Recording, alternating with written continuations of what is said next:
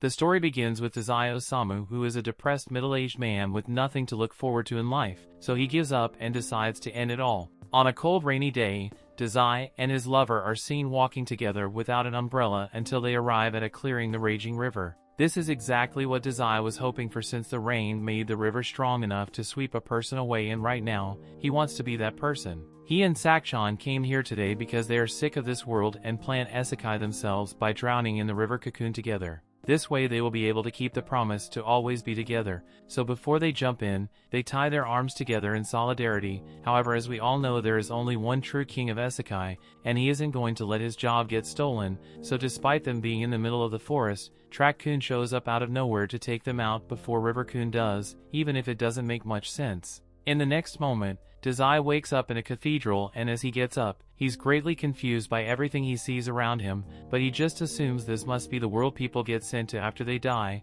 The style is different from what he's used to, but he will get used to it eventually. Just then, a voice calls out to him and explains to Dazai that he has been summoned here as the hero of this world. The woman's name is Annette, and she says she is tasked with guiding those who ended up here, to prove that this is indeed another world. She directs them to look out this window as a dragon and various other mythical creatures are seen roaming around in the world of Zauberberg. She tells Dazai that he's destined to become the hero of this world and restore the light, but he doesn't seem too happy about it. He wanted one thing, and that was to die alongside his lover Sakchan, but not only did he end up in a fantasy adventure instead, Sakchan isn't even here with him, so he feels like he's broken his promise to die with her. Oh well, that just means he has to try dying again, so Dazai swallows drugs, an entire bottle of pills, and patiently waits for the sweet embrace of death by overdose. Annette freaks out after seeing Dazai poison himself, so she immediately begins using magic to detoxify his body, but as Dazai regains consciousness, he tells her to stop trying to save him because it's really inconvenient. She doesn't listen to him and asks Dazai to stand up so he can fulfill his mission as this world's savior. However, Dazai doesn't even want to save himself, much less a random world that he just ended up in. He never asked to end up here in the first place, but this surprises Annette, so she asks if he happened to get hit by a truck. Dazai recalls a brief encounter with a truck, so Annette explains that she hired Truck-kun to Isekai people here as part of the service she offers. The way it works is simple. Truck-kun finds someone who is depressed or deeply unhappy with their life, which is why he usually camps outside League of Legends tournaments, but after he has run over his target, they get sent to this world and get a second chance to live a happy life, and they usually end up feeling better. The fact that Dazai got run over means he must have been really unhappy with his life, so she doesn't see why you wouldn't be excited for a second chance. While she may be right about Dazai's old life being miserable, that doesn't mean he's going to be any happier in this world. In fact, he's pretty pissed that Annette and her Isekai service ruined what was meant to be the perfect conclusion to his story. All they wanted was to spend his last moments of life with his lover, but she had to go and ruin it for him. Annette can't believe Dazai is so upset with her, but she's not worried about it since he will surely change his opinion once he did see his awesome stats. However, as she opens the stat window, she's shocked to see that Dazai possesses abysmally low health and mana. In fact, his health is so low that he would probably die from a stiff breeze in his current state. Annette refuses to believe Dazai is so weak, so she checks to see if he has some kind of broken ability to balance out his weak stats, but as she opens his ability window, she finds out that Dazai has no skills at all, aside from Depression level 5. Dazai is basically a glass cannon, but with no cannonballs, so Annette doesn't know what to do with him since something like this has never happened before. Dazai decides to leave the cathedral since there's nothing left for him here, but Annette feels the need to make up for her mistake, so she grabs Dazai's hand and apologizes for having him brought to this world, since he wasn't meant to come here. She unfortunately doesn't have the power to send him back to Earth, but she can't let him go and live by himself, either, since he wouldn't last 10 minutes outside with his current stat points. Dazai isn't surprised to learn that he's incredibly weak, since no matter where he goes he has always been a failure, and Annette apologizes once more for her mistake and pleads with Dazai to stay in the cathedral for the time being, since it's not safe for him to go outside. With his current stats he would just end up getting snatched by a dragon or something, so she thinks it's in his best interest to wait before he does anything dangerous. Dazai thanks her for worrying about him, but he says her concern isn't needed since he is just looking for a place to die. Hearing him say this leads Annette to think that you may actually be different from all the others. When she first took this job, she was genuinely excited to guide the summon heroes on their journeys, but since most of them were depressed league players, they were so annoying to be around that she ended up hating her job. Her tasks can basically devolve into ego stroking the heroes to get them to accept the mission, but it's different with Dazai. As he's about to walk out, Annette drops her staff and chases after Dazai, pleading with him to at least pick a profession before he leaves, but Dazai turns to her and says there's no need for that since he's a natural-born writer, and that's all he will ever be. With that, he closes the door behind himself and says goodbye to Annette, and once Dazai is gone, Annette falls to the floor and begins thinking about how Dazai is the exact kind of person she has been waiting for. Meanwhile, Dazai has made it to some plains outside and is trying to get directions from a sign, but he doesn't understand a single word on it, so he just goes back to popping pills. Just then, he hears a voice saying he's just spotted a landmark, so 5 points of experience have been awarded. He may just be high off the pills, but you'd swear that sound just came from his head, and it really hurts since he suffers from migraines, so he tries to get it to stop. However, celebration music goes off in his head as he has now gone up to level 2, and the resulting migraines make him want to die and more. Just then, he hears a girl screaming for help nearby, so he turns around and sees the girl getting assaulted by a death tree. She notices Dazai and asks him to help her since she'll be killed by the tree if she doesn't escape soon, and the tree seems to be wrapping her in his branches more and more by the second. Dazai just stands there as the tree fondles the girl, and he seems to be enjoying the show so much, so that he asks her if she's okay about him writing a novel about this later,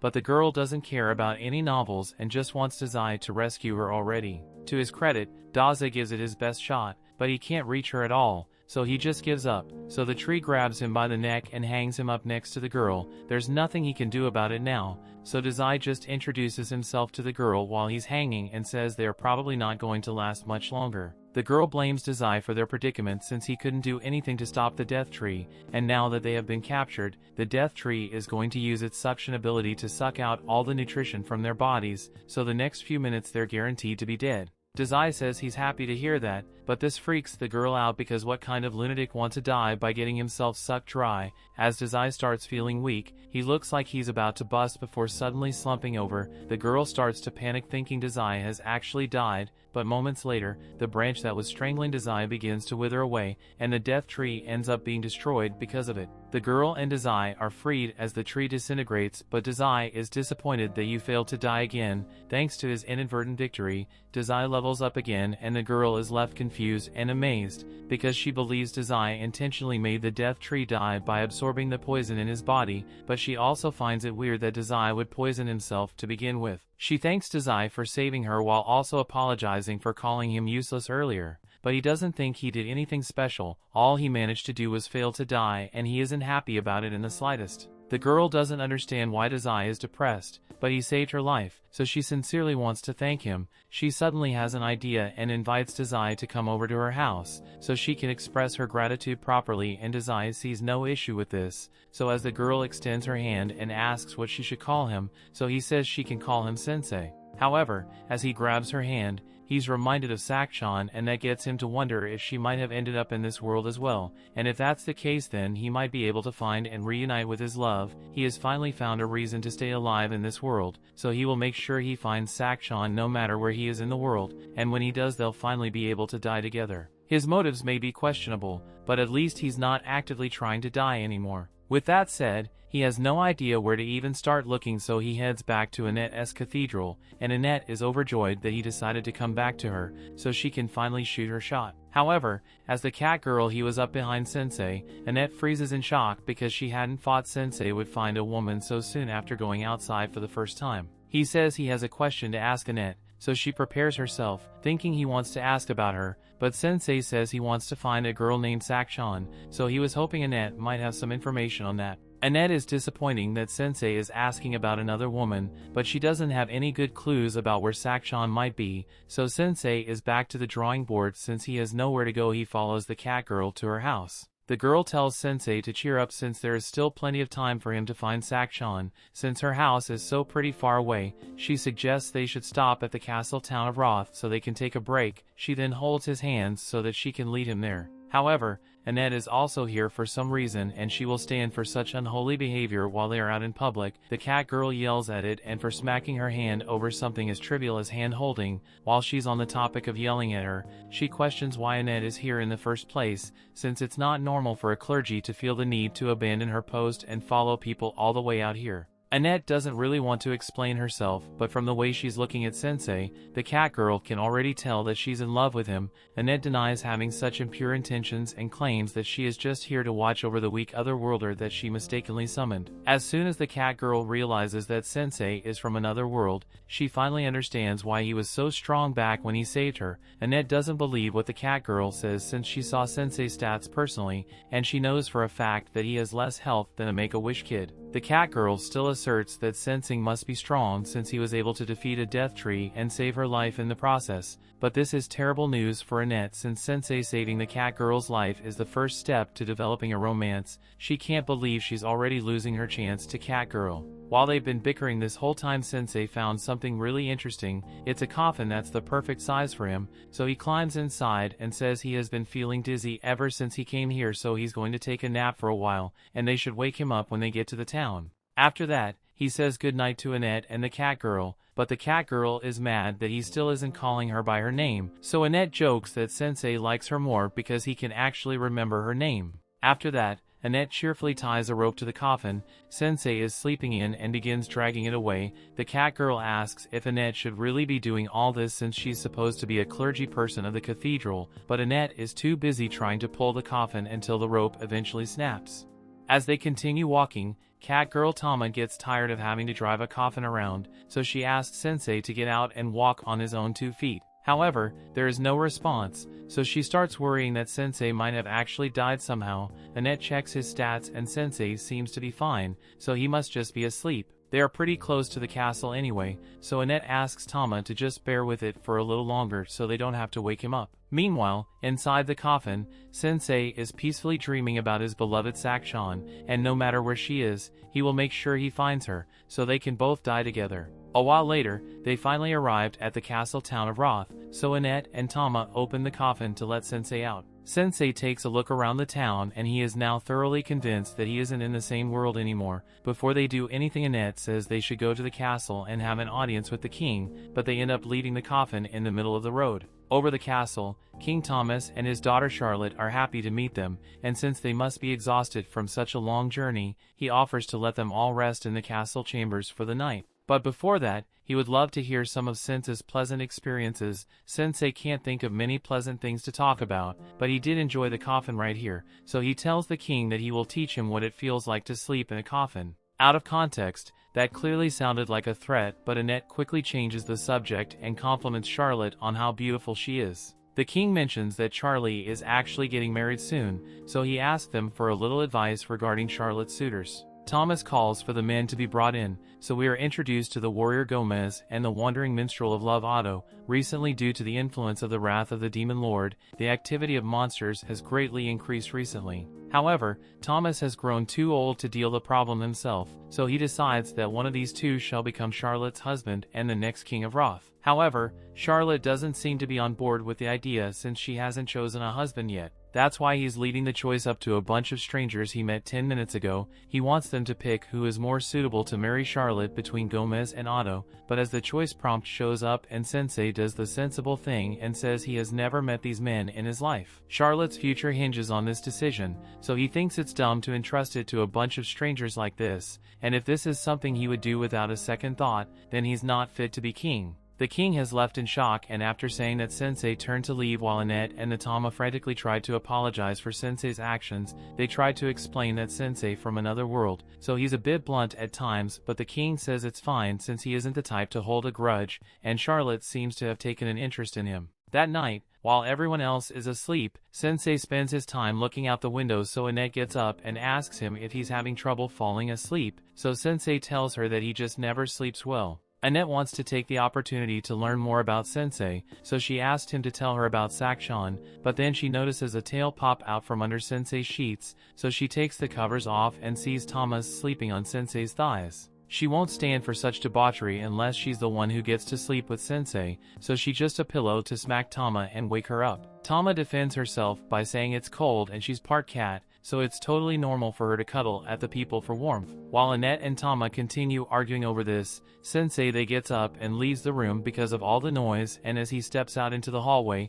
he notices a beautiful light, so he goes out to look the lake, and coincidentally, Charlotte is out here as well. Once she notices Sensei, she invites him to watch the lake with her since it's a beautiful night. Sensei agrees that the sight is very beautiful, so beautiful in fact that it makes him feel like drowning in the lake. Charlotte is shocked to hear him say this and asks if Sensei has enough problems to make him want to drown himself, but from what Sensei has seen so far, Charlotte seems a lot more trouble than him.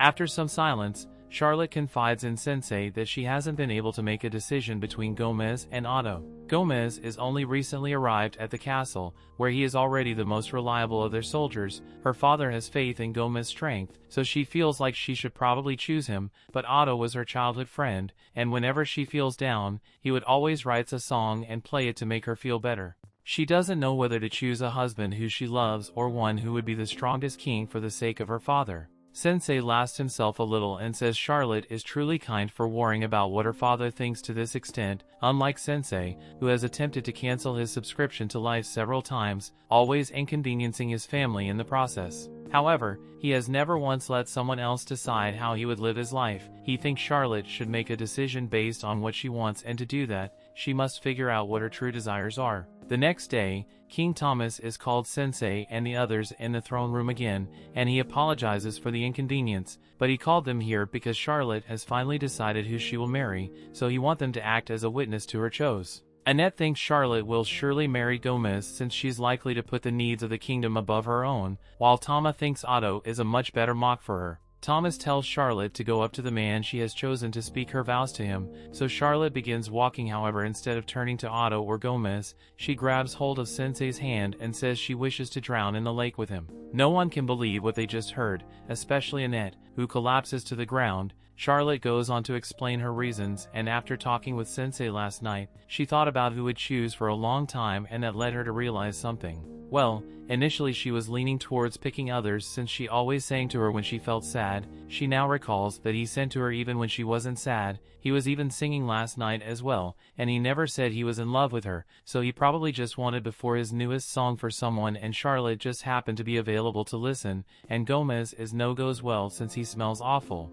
The king asks Charlotte to reconsider chose a husband, which seems like an odd thing to be worried about after she declared her intentions to kick the bucket with Sensei. Charlotte snaps back at Thomas and tells him that it was a foolish idea to make her marry someone without asking for her opinion, since she never even wanted to get married in the first place. In the end, Thomas never stopped to consider her feelings at all, but Sensei actually cares about what she thought and respected that it was her decision to make. Sensei now understands why Charlotte chose him, but before he can give a response, Gomez takes off his helmet and says he never would have thought his cover would be blown because of his smell. He then transforms into this true form as a servant of the Dark Lord, and he says he had intended to acquire this kingdom by becoming its king so he could eventually hand it over to the Dark Lord. But his plan has been ruined since Charlotte saw through his disguise. Sensei looks over to Charlotte and asked her if she had figured out Gomez was a demon, but she had no idea whatsoever. She just said he smelled because he really does stink. That means Gomez just blew his cover for no reason,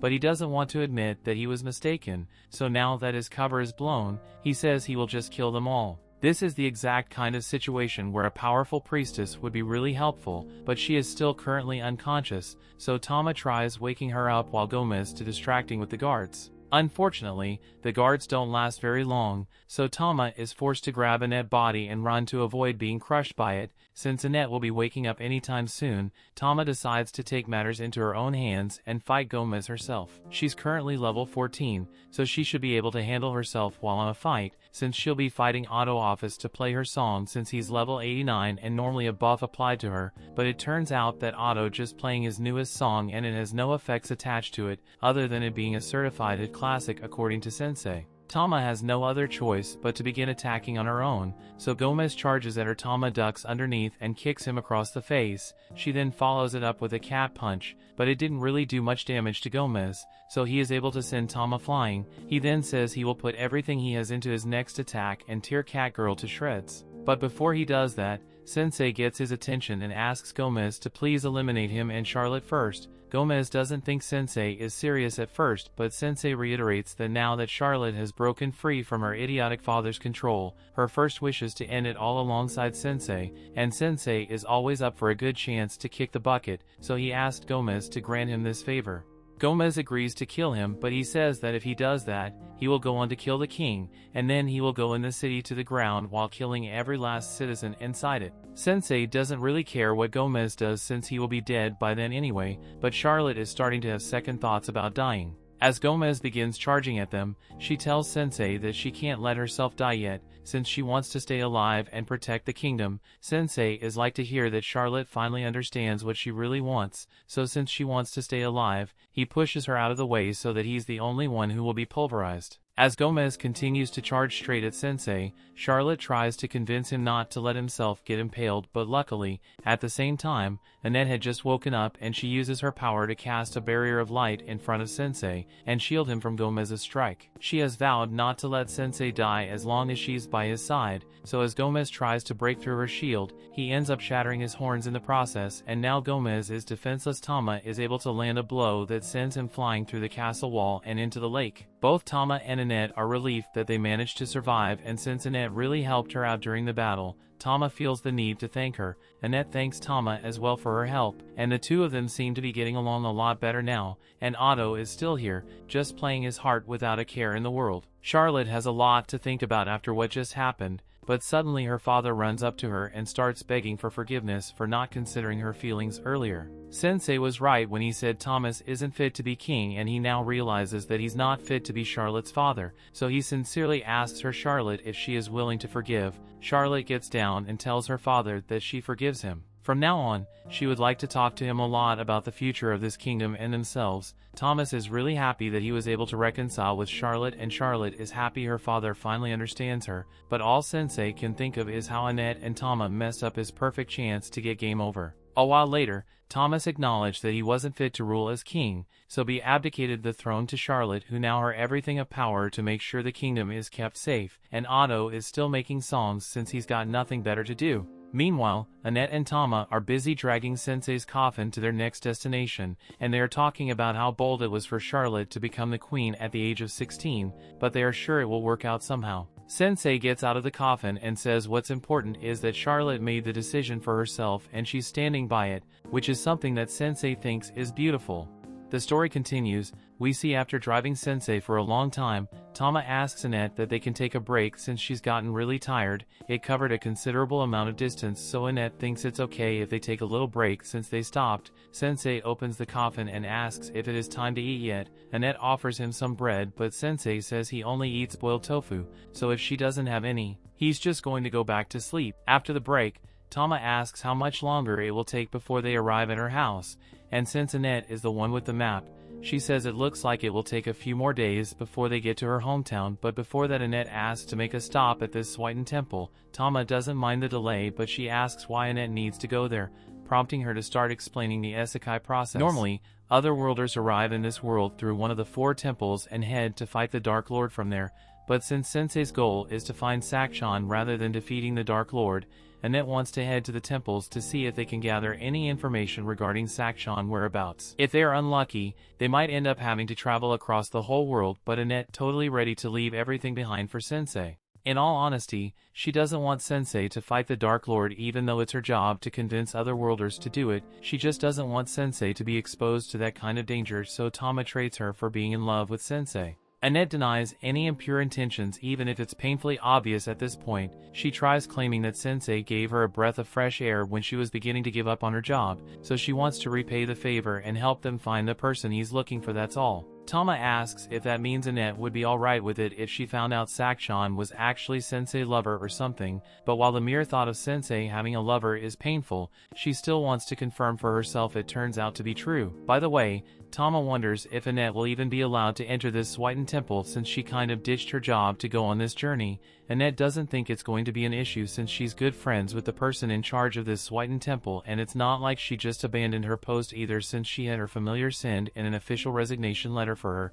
and coincidentally, that same familiar is back and currently chewing on Sensei's head. After healing Sensei, Annette complains that her familiar is always causing problems for her, and now that she says it out loud, she realizes it might have been a bad idea to leave the delivery of her resignation letter to this thing. Her suspicions are confirmed when it spits up her resignation letter, so now it looks like she abandoned her post without notice, and she blames the familiar for it. Seeing the familiar fail so hard and its one job brings a smile to Sensei's face, since he is a failure as well, so he names it Melos, and Melos takes an instant liking to Sensei, but Sensei doesn't really want a pet, so he just goes back into his coffin. Meanwhile, Annette is freaking out over the fact that she left her post without notice, so the temple is totally going to deny her unemployment later. Just then Mello starts acting a little weird, and before long he runs away, so something is clearly wrong, but it's not until a dragon descends from the mountain top that they realize what Melos was trying to warn them about. The dragon is the strongest monster in the world, so Annette doesn't know what to do, but before the dragon attacks,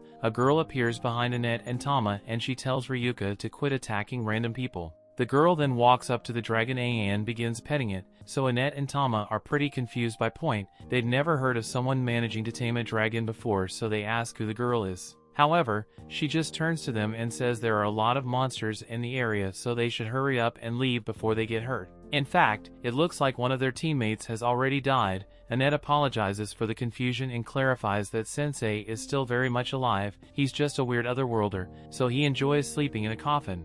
As soon as the girl hears that Sensei is an otherworlder, a switch flips in her head, so she removes her cloak and revealing that she's a dragon girl, and says she will kill all other welders. The amount of power coming from her body is intense, and she fires a blast at them. Annette is just barely able to hold it back for a couple of seconds with her shield, but her shield isn't strong enough, as the blast still does a lot of damage. They are left sprawled out on the floor, and they realize the dragon girl's power is far superior to theirs, but they are still determined to protect Sensei at all costs, so they get up to fight once more. However, the dragon girl has grown impatient with their meddling, so she uses her intense pressure to force them to the ground, and while they are unable to move, the girl stands over them, giving Annette a clear view of the mark on her neck, which she recognizes to be the mark of the wrathful Dark Lord. The Dark Lord is about to finish off Annette and Tama, but before she does, Sensei gets up and says there's no need for her to be so violent towards the others. He said her beef was with other welders, and that means the person she wants to eliminate is him.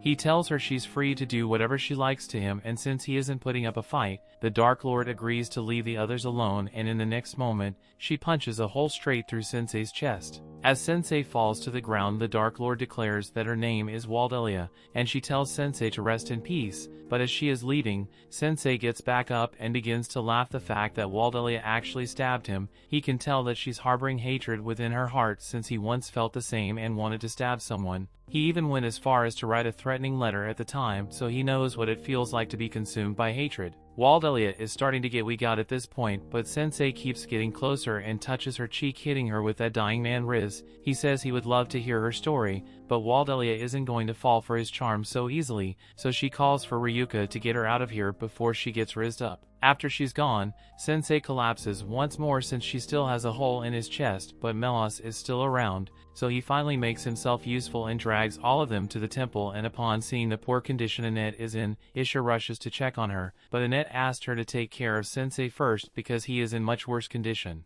Isha sees it's really bad, so she calls for every healing potion and available priest to help Sensei recover. By the next day, Sensei is back up to full health, but you can't have that, so the first thing he does is go out and buy a bottle poison to drink. While he does that, Annette thanks Isha for all her help and said she'll make sure to repay the favor someday. For now, Annette asks if Isha has come across another world named Sakchan by any chance, but she has never heard of her, so Isha assumes she must have been summoned to another temple. More importantly, Isha asks Annette why she's traveling with an otherworlder all of a sudden. She was shocked when she heard that Annette did her job, but she was also kind of relieved since she knew Annette was too kind-hearted to be exposed to this kind of job. However, she can't support Annette's decision to travel with an otherworlder since she should know from first-hand experience that they are all pretty much scumbags. They are given divine gift to defeat the Dark Lord. Yet all of them call their gifts overpowered skills and use them for dumb things like starting a failing rap career. This goofball is called Kotaro, and he was unfortunately given the power to destroy the world's economy by mass-producing gold coins. He offers to buy the girls whenever they want in return for some fun time, but Isha throws his gold back in his face and tells him to leave because she's having a serious conversation over here. Kotaro was annoying, but he helped prove Isha's point that other welders aren't good people. Annette tries to explain that Sensei isn't like the rest of the other welders, but Isha doesn't believe it since Sensei's face says he's a destructive person. She mourns Annette that being around Sensei will ruin her, but Annette doesn't think Sensei is a bad influence since she is sure she has changed for the better ever since met Sensei, but her argument about Sensei being a good influence doesn't sound very convincing when he comes over to her asking for money to buy drugs, and she happily gives him as much money as he needs to, so Isha thinks Annette might be too far gone already. If Annette is already this attached to Sensei, it should at least wants to know what kind of gift he has, but she's surprised when Annette tells her Sensei doesn't have a gift, and despite not having a gift, he still put himself in harm's way to protect her and Tama from the Dark Lord, but this statement shocks Isha even more, as the Dark Lord was reportedly killed 7 days ago by some other worlders. We then see the bloodstained throne of the former Dark Lord and the other worlder who killed the Dark Lord sitting on it, and from a distance, Waldelia looks on squaring to avenge her father's death. A while later, Annette meets with Tama and informs her of the news that the Dark Lord was already slain 7 days ago. If she received the news from the church yesterday, and that's a wonderful thing since it means peace and finally come to Zauberberg, but if it's true that the Dark Lord is dead, then who is the one who tried to kill them earlier? Annette doesn't know the answer to that question, and now that Tama thinks about it, didn't Sensei also show up 7 days ago? If the Dark Lord had already been defeated by them, then why was Sensei still summoned to this world? Just then, Sensei tears up his papers and collapses in the floor, so Tama asks what's wrong with him now. He explains that he's been trying to write about the events that have occurred since he arrived in this world, but he's struggling to find the words. Annette asked if he wrote anything about her, but Sensei says he didn't write about her at all. If anything, he got a surge of creativity after meeting Waldelia, so he would like to experience something similar to spark his creativity, but Tama says she's not going to do anything dangerous with him. Annette suggests they all go out and just town to relax and considering her future with Sensei, and are a few things Annette would like to buy for him.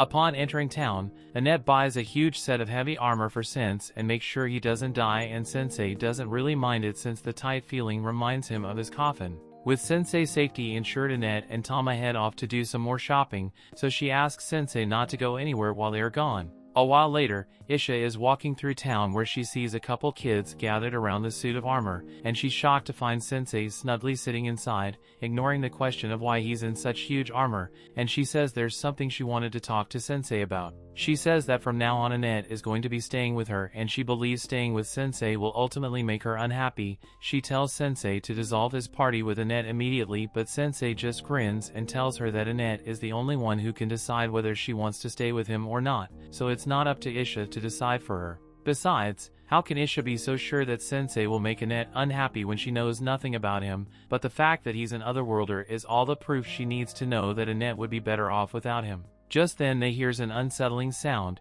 and as she goes to investigate, she finds Kotaro introducing another otherworlder, Suzuki, to the people. Suzuki tells the crowd that the Dark Lord has finally been defeated, so they all begin to cheer for the otherworlders who gave them their freedom and the Dark Lord. Suzuki corrects the crowd since he wouldn't exactly call this being freed, it's more like they are under new management. He clears it from now on, this world will be ruled by the otherworlders and Suzuki will be taking over this town, so he demands all the people kneel to him. Just then, Kotaro spots Annette and tells that she's one of the elves who smacked coins in his face, so Suzuki gets up and yells at her for daring to harm an otherworlder, and he's going to make sure she never does something like that again.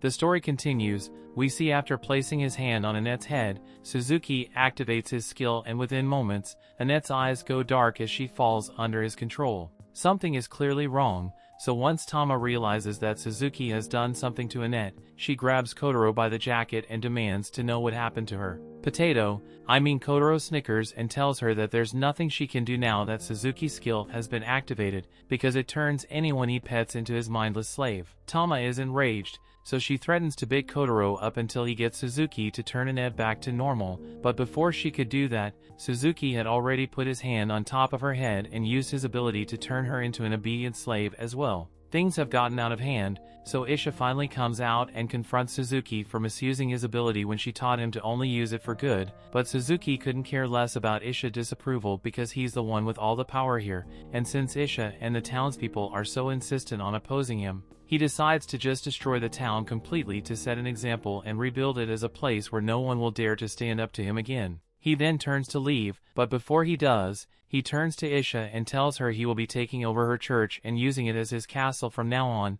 The attack dogs proceed to destroy the town under Suzuki's orders, including Tama, who is currently attacking the suit of armor Sensei is stuffed into earlier. Sensei isn't alarmed in the slightest by Tama's robbing behavior, and in fact he finds it amusing that Annette was actually right about him needing armor in case of emergencies like this. Eventually, Tama punches deal enough damage to shatter the plating of the armor, but in the process she causes the helmet to go flying straight into her face, which knocks her out instantly. Sensei is now free from the armor, and since Tama is unconscious on the ground, he does the only thing he can think to do and stuff her in a barrel so she doesn't hurt anyone. After he does this, Isha comes crashing into the building beside him, and for once she's actually relieved to see Sensei's face, but she still stands firm on her earlier statements, as Suzuki is a prime example of what otherworlders are like. Not only did Suzuki use his gift for his own selfish desires, but his greed has also led him to become a danger to society. The power from his gift must have gone straight to his head since he wasn't like this when he first arrived in this world.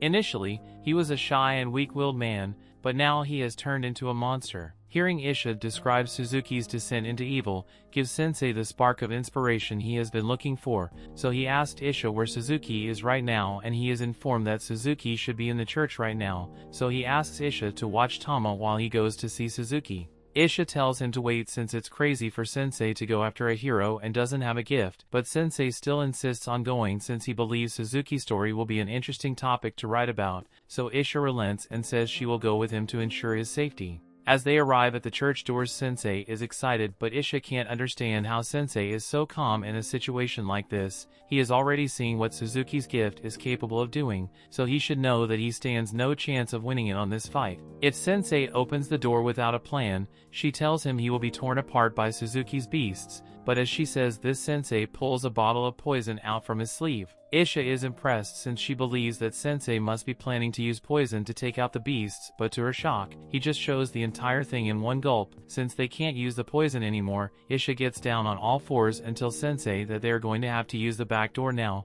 but once again Sensei doesn't listen to her and walks straight through the front door. Sensei greets the Suzuki and tells him that he is interested in writing a novel about his story, so Suzuki thinks Sensei is a fan of his, wishing to document his heroic deeds, but the reality is quite the contrary, as Sensei says that the story he wishes to write is about a loser who is given more power than he deserved and ultimately turned into a scumbag. Suzuki feels insulted, so he orders his dogs to rip Sensei to shreds, and Sensei is still just standing there, so Isha takes it upon herself to defend him. She casts a spell that fires lasers into the dog's head, but eventually she is overwhelmed, so Suzuki orders his remaining beasts to shoot fireballs at Sensei. Since Isha isn't able to protect him, it looks like Sensei is in real danger here, but at the last second the fireballs get deflected by a floating helmet and go flying back at Suzuki. It turns out that Melos was the one making the helmet float, and the fireballs were reflected because the armor is capable of deflecting low-level spells. Kotaro is starting to freak out since it's clear if it's Sensei is blessed by the gods of plot armor,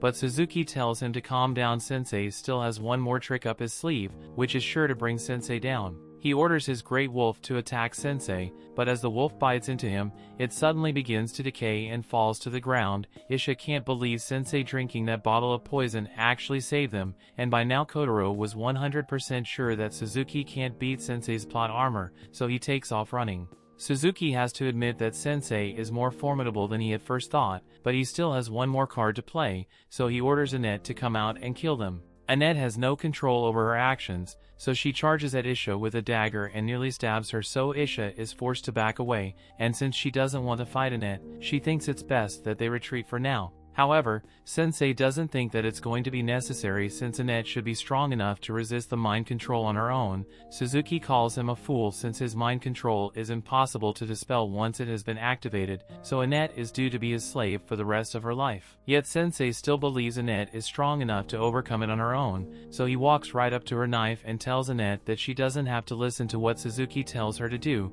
He seems to be getting through to her since Annette starts holding herself back from stabbing Sensei, and Suzuki doesn't like it one bit. So he uses all his power to try to force her to stab him, but through sheer force of will shows the flashback, Annette is able to overcome the brainwashing by stabbing herself in the leg. The pain snaps her out of it, so she ends up falling into Sensei's arms, and now that Annette is back to her usual self, Sensei asks Isha to treat her leg wound, and Isha is starting to realize that she may have misjudged Sensei as a person. Meanwhile, now that Suzuki knows his ability isn't all-powerful, he realizes that he's going to be held accountable for all his war crimes, and he can't bear the thought of the punishment he will have to endure at the hands of the people he has pressed. So he looks around for the knife and attempts to use it to off himself, but the last second Sensei stops him from stabbing his throat, but not really because he cares about Suzuki's life, he just hasn't finished writing his story yet. He wants Suzuki to tell him all about his life, so Sensei has nothing left to lose. Suzuki starts telling him all about his life back on Earth. He was a high school student who got bullied relentlessly by the bigger kids. He was timid and weak, so he could never truly stand up for himself. He even had thoughts of back-flipping off the roof so he wouldn't have to deal with the bullies anymore, but ultimately he was too much of a coward to go through with it. On his way home that day, a drunk old man bumped into him and then proceeded to yell as if it were Suzuki's fault, so Suzuki was obviously angry, but he still didn't have the will to stand up for himself. Overall, he was a miserable person, which made him a prime target for Truckuen, and before he knew it, he was transported to this world and greeted by Isha as a hero chosen to defeat the Demon Lord. From there he was left to level up on his own and had to fight the wolves before ultimately making them his faithful servants, and once he had command over strong allies, he was finally able to defeat powerful monsters. He believed things were finally getting better for him, but as he walked through town, he realized that despite his newfound power, people here still treated him like an outcast, just like people on Earth. And eventually, the thought that he may end up getting bullied here made and reach his breaking point. He had suffered endless torment on Earth and suddenly found himself being proclaimed a hero, but he had no reason to want to save this new world or be its hero. Although, even when he tried to play the part of a villain, he couldn't even do that. Sensei is pleased with the story Suzuki just told, because it allowed him to finish his novel. It's about a pitiful man who could neither become a hero nor a villain due to his own weakness, is an outcast no matter what world he goes to. So Sensei decides to call the novel Isekai Shikaku, and as he names it, pages from the novel begin floating around Suzuki. Sensei thanks Suzuki for his story since it allowed him to write something he was satisfied, but he still cannot call this a masterpiece, so takes a page from the novel and rips it apart. As he does this, a magic circle appears beneath Suzuki, and both Isha and Annette recognize it to be the summoning circle they use to bring heroes to this world, but this one is acting in reverse, so in a flash of light, Suzuki is unsummoned and sent back to Earth. Annette checks Sensei's status screen and to her surprise, and now says he has a gift when it clearly wasn't there before. Isha realizes that it must be some kind of special skill that only activates against other worlders, which can only mean Sensei was brought to this world to fight other worlders. After he's done, Sensei collapses to the ground. He's disappointed that he couldn't create a masterpiece like he wanted, and it looks like he is oblivious to the power his writing possesses as he starts wondering what happened to Suzuki. With Suzuki having been reversed isekai, all the monsters under his control stopped being aggressive and began leading the town, and Tama finally gets herself out of the barrel, although she can't figure out why she was in there to begin with. After things go back to normal, Isha thinks Sensei deserves a reward for saving the town from Suzuki, so at his request, she has a custom coffin made for him. Annette thanks Isha for all the help she has offered, but before she goes, Isha says there's something important she would like to discuss with Annette. She tells Annette that it is very likely that Sensei is an incredibly important hero to this world, and that means traveling with him is bound to be insanely dangerous. But after seeing the willpower Annette possesses, Isha believes Annette can handle any challenges that come her way, so she asked her support Sensei to the best of her ability. After that, the group is ready to continue their journey, so Tama and Annette both grab the ropes to be inhaling Sensei's coffin, but before they go, Isha says she has a question for Sensei. It's true that Suzuki turned out to be a rotten hero, but considering the fact that he was nice before he was given his powers and exposed to this world, she can't help but feel like he only turned out that way because he was summoned, and now that he has been sent back to Earth, he may be doomed to continue his miserable life. However, Sensei sees it differently, since while Suzuki's story as a hero of this world is over, his story on Earth is still in progress, and it's up to him to change things for the better.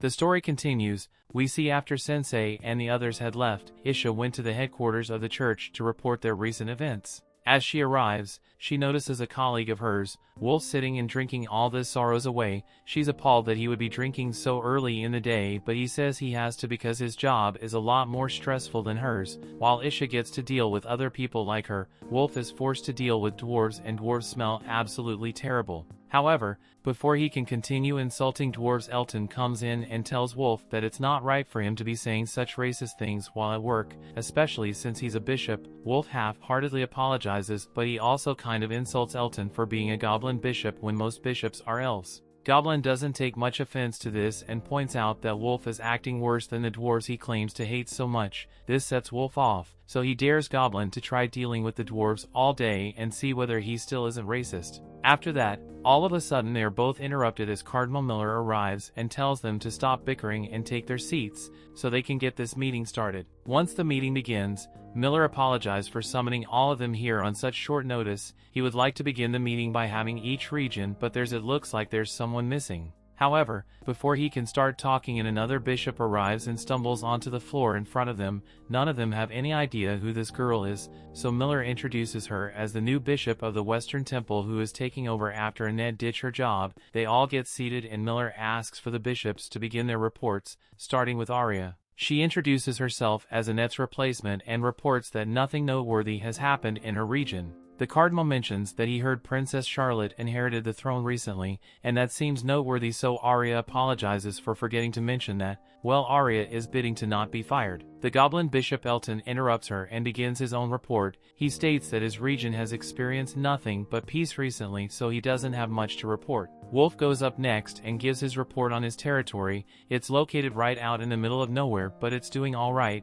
There is the occasional conflict between dwarves every now and then, but it's normal, so there's no reason to be worried about it. Next up is Isha, and while all the others didn't have much to report, she has terrible news to give. Recently an otherworlder went on a rampage within her region and destroyed half of the town of Vale. She's currently working with having the town restored to normal. But on the topic of otherworlders, Miller actually called this meeting because of the otherworlders. As he informed them all week ago, the wrathful Dark Lord was defeated by a group of otherworlders, and in light of this the Pope has decided to seal a magic circles that connect this world to the others and put Trukuin on indefinite paid leave. Elton is glad the battle with the Dark Lord is finally over, but there's still a looming threat over this world. The 7 otherworlders who defeated the Dark Lord have all claimed the land once ruled by the Dark Lord as their own, and the Pope has received a declaration from those 7 stating they will transform Zauberberg into the perfect utopia. This clearly sounds like a declaration of war, and the Pope is greatly distressed by their threat, since the otherworlders were meant to be angels sent from above to save this world and truly cared for them. However,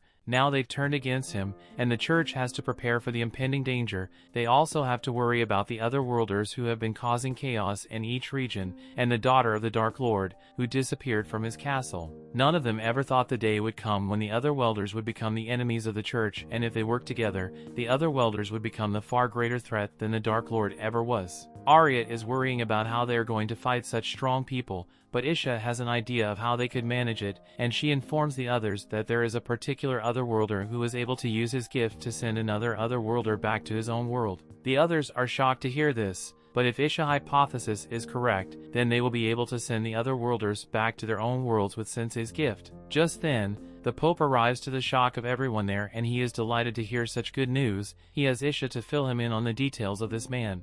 Meanwhile, within the Dark Lord's territory, 2 of the 7 otherworlders who had taken down the Dark Lord remain in the castle, while the other 5 has set out for various different regions to claim them for their new empire, and the 2 left behind are eager to see what's about to happen to this world. Back with Sensei and the others, they finally manage to make it to their destination, and Tama is excited to finally get to sleep in a bed again. But all of a sudden she gets a notification from her system, and due to all of her coffin pulling, her level has risen to level 17. Leveling up is nice. She doesn't seem pleased by the way it happened. For now, Annette thinks they should start by looking for an inn to spend the night at, and out of nowhere a voice tells them that there is a good inn down the road. Annette looks up and spots a little boy sitting on a signpost, and he offers to give her some information that will help her navigate this town since she's new here. The boy tells her that there's a hero dispatch service in this town, and essentially otherworlders accompany parties who lack confidence in their skills on missions, ensuring their safety and making the mission as smooth as possible. The boy says he came up with the idea himself, but as soon as he mentioned otherworlders, Tama gets flashbacks, so Ikotaro and Suzuki did, so she wants nothing to do with it. The boy doesn't understand why she dislikes otherworlders so much since they are the ones who saved this world, but that aside, he says if they are interested, he can introduce them to an otherworlder right away. For a small fee, of course. He asks for 40,000 Geniko to do the introduction, but Tama tells them they don't want to since she doesn't want to waste that much money. However, Annette is more than happy to waste that much money if it means she can get a strong hero to keep Sensei safe. The boy thinks she's talking about guarding the coffin, so he begins giving a speech about how the dead guy would probably appreciate having his bodyguard. However, Sensei pops out of the coffin and tells the boy that he's not dead yet, but he wishes he was. The boy is scared out of his mind, but Tama tells him that despite how he looks, Sensei is also a hero. However, the boy doesn't believe her. He quickly snatches the money from Annette and tells them that you will bring the hero to their end later tonight. Even though Tama wasn't on board with the idea at first, she does admit that it would be nice to have a strong hero join the party since it would mean she doesn't have to drive the coffin anymore, but Annette actually enjoys pulling the coffin though. Later that night, they are all waiting at the end for Nier to arrive like he said he would, but Sensei tells Annette that the boy isn't going to be coming here anytime soon. To put it simply, she's been scammed. Hearing this, the innkeeper asks Annette if she happens to be waiting for a kid named Nier. Upon confirming this, the one informs them that Nier's stories around here for being a young scam artist is never even met a hero before, so there's no way he could introduce Annette to a hero like he claimed he would. Annette is devastated that she just lost 40,000, so Tama tries to get her to calm down. Sensei wants to know a bit more about Nier, so the innkeeper explains that Nier is an orphan who just showed up in town one day, and since then, he's been making a living by scamming unsuspecting travelers who come to the town. He's a nuisance to the town, but sometimes the innkeeper can't help but feel sorry for him since he has no parental figures to correct him and he is all on his own. At the same time, Nier is sitting under a bridge and staring an old sword he has, but moments later gets snatched up by some unknown kidnappers. They take him to an abandoned shed where they take a look at all the money Nier is swindled throughout his time as a scammer. Nier asks them what they plan to do with him, and the three guys have got some evil intentions in their eyes, so Nier is trying to bluff his way out of the situation by claiming his hero friend will get revenge on them if they try to harm him. However, the guys are worried since they know for sure that Nier has never met a hero, and as a matter of fact they happen to be heroes themselves. One of them has a gift that allows him to summon a powerful crossbow, and since Nier has been so carelessly using the name of the heroes to scam people, the Otherworlder is going to punish him with an arrow to the head. Nier can't believe the heroes he looked up to are actually scumbag, but he comes to terms with it and awaits his death. However, at the last second, Sensei shows up and pushes the bomber's hand, redirecting the arrow into the knee of the metal man. Sensei tells them that they have no right to call themselves heroes when they act like this. His words are promptly ignored as the one with glowing eyes uses his skill to analyze Sensei, and to his shock, he discovers that Sensei is an Otherworlder as well. This puts them all on edge because they don't know what kind of power Sensei might have, but upon closer inspection the appraiser realizes that Sensei only has 1 point of HP left and he is currently poisoned for some reason. This gets the bowman to calm down since he now thinks he can easily beat Sensei, but the second Sensei hears the bowman say he's going to end him, his interest goes through the roof and he starts walking straight towards them. The appraiser starts freaking out since Sensei's health stats are suddenly increasing at a rapid rate, and Sensei begins during the bowman shooting right in the heart, so the bowman thinks this is some kind of trap for sensing his abilities and runs away with his friends. As they leaves, Sensei is disappointed since he was really hoping that they would finish him off. Nier speaks up and asks Sensei if he is a hero, but Sensei denies being someone as noble as that. He's just a man trying to make it through the world of adults. Adults can often be cruel and conniving, but Nier is still a child, so he thinks he should try and preserve his innocence a little longer before he ends up as bad as those rotten Otherworlders. Sensei then begins to leave and Nier feels inspired by his speech, but his inspiration soon turns to panic as Sensei walks out of sight, and Nier realizes that Sensei forgot to untie him, so he's going to be stuck here all night. The next morning, Sensei and the others are getting ready to leave town to continue their journey, but Tama notices that Sensei seems to be sleepy, so she asked him if he managed to get good night's sleep. Now that Annette thinks about it, she recalls that Sensei snuck off somewhere last night without telling them where he was going, so she asked him if he spent the night with woman or something. Sensei doesn't say anything other than he had an eventful night, and Annette is seriously crying over the possibility that another woman got to Sensei before her. However, they get interrupted by Nier, who says they should hurry up so everyone can start going. As soon as Tama recognizes him, she starts yelling for him to give them back their money for lying to them, but Nier maintains that he never lied to them since he has indeed brought a hero to join their party, and he is a hero, although he isn't very strong. That brings the episode to an end. Thanks for watching. Want next part? Subscribe the channel and turn on notification bell.